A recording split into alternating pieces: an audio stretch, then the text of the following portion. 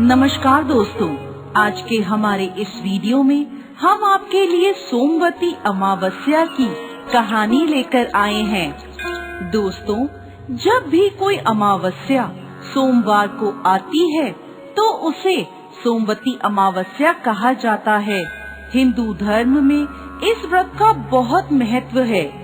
सोमवती अमावस्या की व्रत कथा के अनुसार एक साहूकार के 7 बेटे और एक बेटी थी। साहूकार के 7 बेटों का विवाह हो चुका था। उनके घर रोजाना सवेरे सवेरे एक ब्राह्मण भिक्षा मांगने आते थे।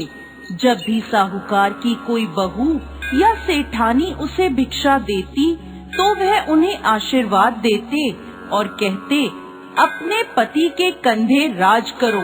लेकिन जब भी साहूकार की बेटी भिक्षा देती तो वह ब्राह्मण आशीर्वाद में कहते, अपने भाई भौजाई के कंधे राज करो। साहूकार की बेटी को ये बात बहुत बुरी लगती थी। एक दिन उसने अपनी माँ से कहा, माँ, ये पंडित जी जब भी भाभियाँ या आप भिक्षा देते हो तो आशीर्वाद में कहते हैं अपने पति के कंधे राज करो, लेकिन जब भी मैं इन्हें भिक्षा देती हूँ तो ये मुझे कहते हैं अपने भाई भौजाई के कंधे राज करो।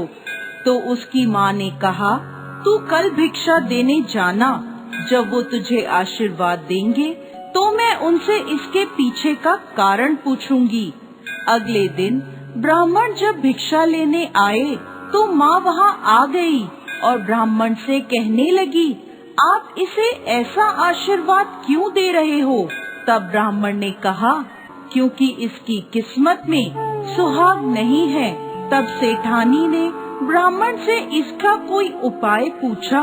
तब वह ब्राह्मण बोले, यदि सोबा धोबन इसकी शादी में आकर आशीर्वाद दे तो इसका पति बच सकता है। तो उसकी माँ पूछती है, सोबा धोबन कहाँ रहती है? पंडित जी बोले, 7 समंदर पार सोना धोबन का गांव है। तब सेठानी ने अपने बेटों से कहा, सोबा धोबन के गांव बहन को लेकर जाना है। 6 बेटों ने तो मना कर दिया, परंतु 7वां बेटा तैयार हो जाता है। दोनों भाई बहन सोना धोबन के गांव के लिए रवाना होते हैं। नदी के किनारे दोनों एक पेड़ के नीचे बैठ जाते हैं। उसी समय पेड़ के नीचे से एक सांप निकलता है और पेड़ के ऊपर चढ़ने लगता है। उसी समय बहन की नजर उस सांप पर पड़ जाती है।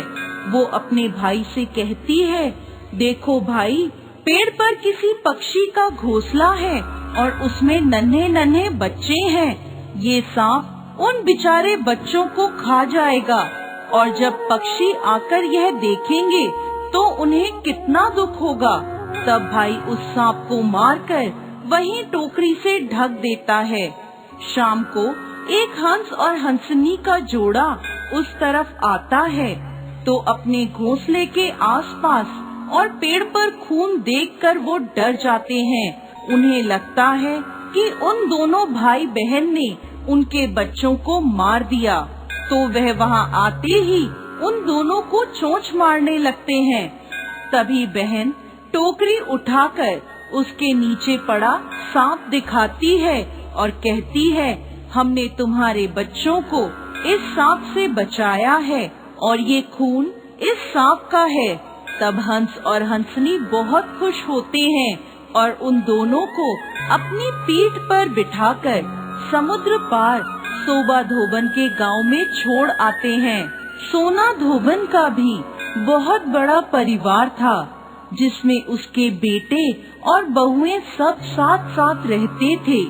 साहूकार का बेटा और बेटी भी उस गांव में ही घर लेकर रहने लगे। रोजाना रात को साहूकार की बेटी सोना धोबन के घर जाती और खाना पानी, साफ सफाई, घर के सभी काम करके सुबह होने से पहले अपने घर वापस लौट आती थी। एक दिन सोना धोबन ने अपनी बहुओं से पूछा, आजकल सुबह सुबह तुम्हारे लड़ाई झगड़े की आवाज नहीं आती, क्या बात है?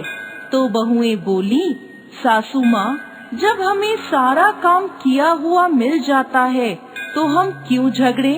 तो सोना धोबन ने पूछा, अच्छा कौन करता है सारा काम? तो बहुएं बोली, आप नहीं करती?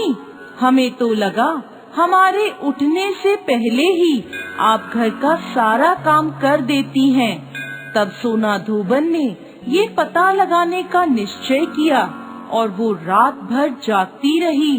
जब साहूकार की बेटी आई तो सोना धोबन ने उसका हाथ पकड़ लिया और पूछने लगी, कौन हो तुम और क्यों मेरे घर आकर सारा मेरे घर का काम करती हो?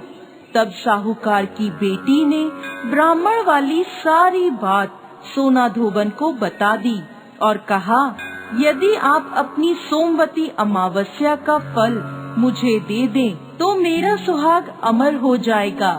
सोना धोबन ने उसकी बात मानते हुए उससे कहा, जब तुम्हारी शादी पक्की हो जाए तब मुझे न्योता भेज देना, मैं तुम्हारी शादी पर जरूर आऊंगी। इसके बाद दोनों भाई बहन अपने घर वापस आ जाते हैं और बहन के लिए लड़का ढूंढकर शादी की तारीख पक्की होती है। सोना धोबन को भी न्योता भेजा जाता है। शादी के दिन फेरों के ठीक बाद एक सांप आता है और दूल्हे को डस लेता है, जिससे दूल्हा मर जाता है। तब सोना धोबन संकल्प लेकर दूल्हे के मुंह में पानी डालती है और वो वापस जीवित हो जाता है।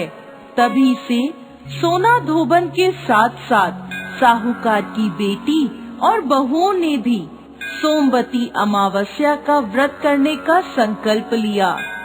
जय अमावस्या माता।